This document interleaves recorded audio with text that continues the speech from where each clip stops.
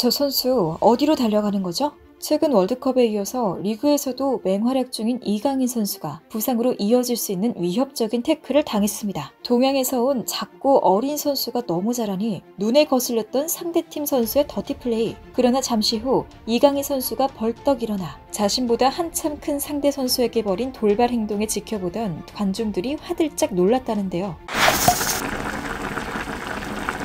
한 달 전 우리 한국인들이 가장 마음 졸이고 긴장하면서 봤던 것, 바로 카타르 월드컵. 첫 경기를 본 게 엊그제 같은데 벌써 한 달이 지났다는 것이 믿기지 않습니다. 하지만 해외 리그에서 뛰고 있는 우리 한국 선수들은 각자의 위치로 돌아가 또 새로이 좋은 활약을 보여주고 있는데요. 특히 이번 월드컵에서 날카로운 감각을 전 세계에 증명한 이강인 선수가 소속팀으로 복귀하고서 치른 첫 경기가 유독 뜨거운 화제입니다. 보통 월드컵을 끝마친 선수들은 1, 2주의 휴식기를 가지지만 소속팀 마요르카의 에이스 이강인 선수는 복귀하자마자 바로 구강컵 경기에 투입, 그것도 선발로 출전했는데요. 그만큼 팀에서 이강인 선수에게 거는 기대가 얼마나 큰지 알 수 있었죠. 카타르 갔다 한국 갔다 또 마요르카 갔다 원정까지 그렇게 얼마 쉬지도 못하고 경기에 나간 이강인 선수는 컨디션을 걱정하는 팬들이 무색하게 격한 분위기 속에서도 공수를 넘나드는 활약으로 상대방을 압박하여 여전히 뛰어난 기량을 선보였습니다. 그런데 이때 문제의 장면이 발생했는데요. 필드 위를 제집마당처럼 날아다니는 이강인 선수가 거슬렸던 걸까요? 이강인 선수를 예의주시하고 있던 한 상대팀 선수는 그가 공을 잡자마자 냅다 몸을 던져 태클을 걸었습니다. 이에 이강인 선수의 몸이 공중에 붕 떠올랐다가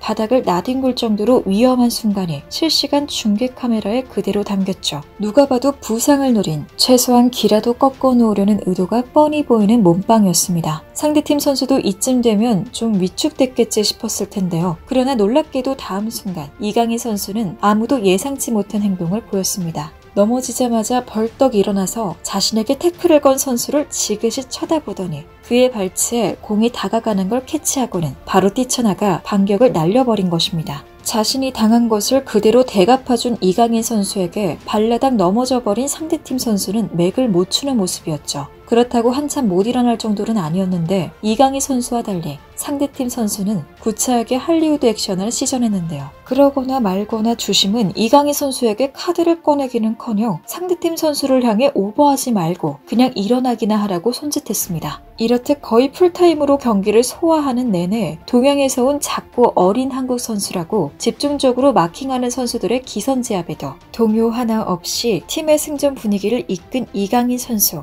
이날 이강인 선수가 속한 마요르카는 1대0으로 상대팀 레알 유니온을 잡고 구강컵 32강에 진출했는데요. 사실 이강인 선수가 이렇게 부당함에 대응하여 화끈하게 참교육한 것은 이번뿐만이 아닙니다. 이번 카타르 월드컵 한국 대표팀의 첫 상대였던 우루과이전에서 발데르데 선수가 이강인 선수한테 태클을 걸어 넘어뜨린 뒤에 주먹질 세레머니를 해 큰 논란이 된 적이 있었죠. 수비에 성공해서 포효했다기에는 쓰러진 이강인 선수를 대놓고 도발하는 비매너 행동이라고 많은 비판이 쏟아졌었습니다. 그런데 최근 방송에는 잡히지 않았던 이 둘의 비하인드 영상이 공개돼 또 한 번 화제가 됐는데요. 당시 발데르데 선수의 과한 제스처 이후 이거나 먹어 라며 화끈하게 주먹 감자를 날렸던 이강인 선수. 발데르데 선수 역시 만만치 않은 그에게 따봉으로 응수하며 경기가 끝난 뒤에는 서로 쿨하게 인사를 나눴다고 합니다. 나중에 인터뷰를 통해서 이강인 선수는 그 선수가 그렇게 하면 팀의 사기에 도움이 된다고 생각해서 포효했던 것 같다. 팀에 도움이 된다면 충분히 이해한다라며 대인배의 모습을 보였죠. 선을 지키면서도 아닌 건 아니라고 강단 있는 행동으로 보여주는 이강인 선수가 어린 나이에도 참 대단하다는 생각이 드는데요. 물론 이번에 보복성 행위는 마냥 잘했다고만은 볼 수 없지만 축구는 공싸움과 몸싸움이 돼야 하는 종목인 만큼 어느 정도 깡따구와 앞발이 근성이 필요합니다. 특히 해외 리그에서 갖은 인종차별과 무시를 당하는 아시아 선수들의 경우 절대 만만하게 보여서는 안 되죠. 실제로 일본 선수들은 같은 아시아 국가로서 가만히 당하고만 있지 않은 한국 선수들의 이런 점을 제일 부러워한다고 합니다. 예전에 손흥민 선수가 프랑스 국적의 요리스 선수와 다투는 모습이 카메라에 포착됐을 때 역시 아시아인이어도